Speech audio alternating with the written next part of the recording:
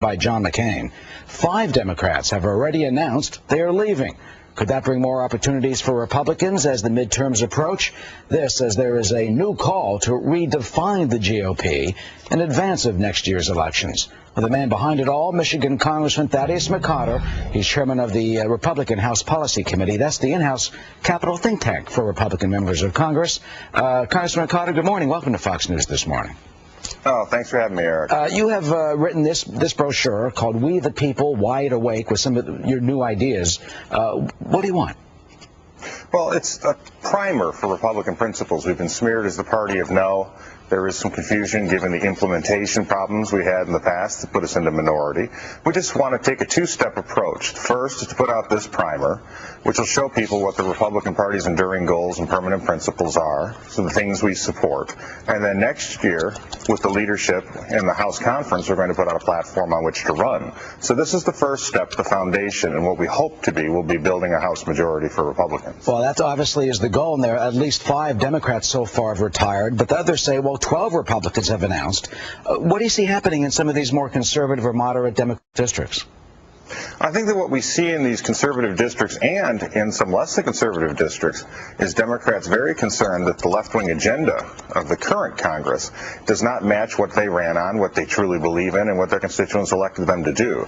And one of the most telling signs, our colleague Brian Baird from Washington, who is a very honest man, obviously a liberal, but what he does is when he retires, it shows that even honest liberals are starting to think that this Democratic Congress has behaved too costly, too crazy, too quickly, and it gives them great concern about whether they'll be reelected or not. Now, of course, Nancy Pelosi and others would say that is not the case, but what's interesting about what you've written is you redefine all this in a broader sense, in a historical sense. We all know about the greatest generation. You have a list of what you call what we are now. We are the global generation facing some of the same problems as our fathers and grandfathers faced back at WW2. Let me read you a list of what you've written about the global generation. That we face social, economic, and political upheavals.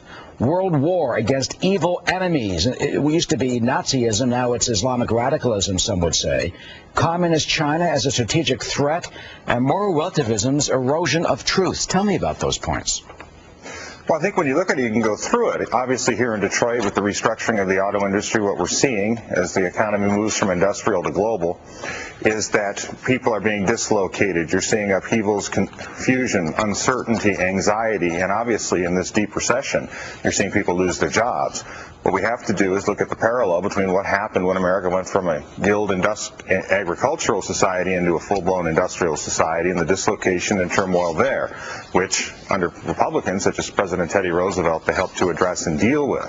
When you look at the rise of the Soviet Union after World War II, Americans were confronted with not only a strategic threat but a rival model of governance.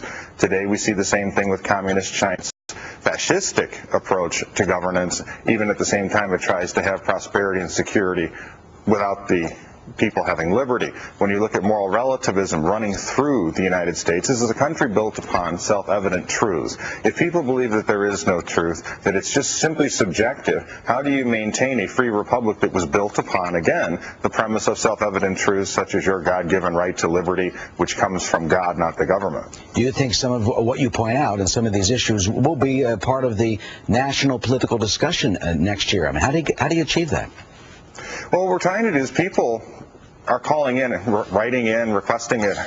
policy.house.gov for copies of this so they can read it. Obviously, as a Republican, one of the things that we have to remember is that we're a philosophical party.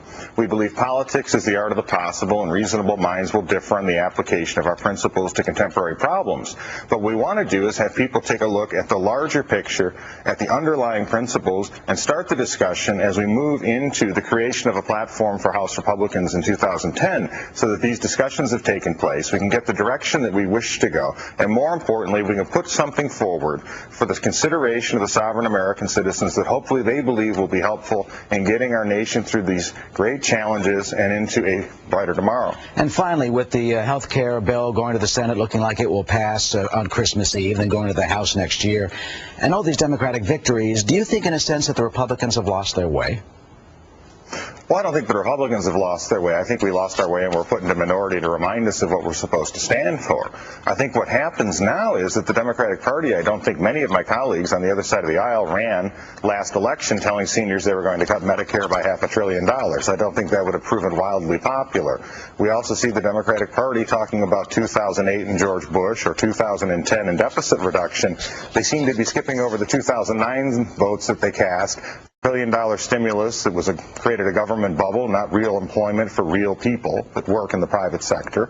They skip over their climate change cap and tax vote that would cause more unemployment and cost working families. They skip over their health care vote, which is going to hurt Americans' current health care coverage and not do much for those who are going to be in need of it. I'm going to have to stop you on that list. They would, of course, say that's not the case, that the deficit will be reduced by this health care, but I think we certainly get your intellectual point that you're trying to see if you can steer your party in a bit of another direction. Kind of fascinating. Congressman Thaddeus McCotter is chairman of the House Policy Committee, Republican of Livonia, Michigan. Thanks for joining us this morning.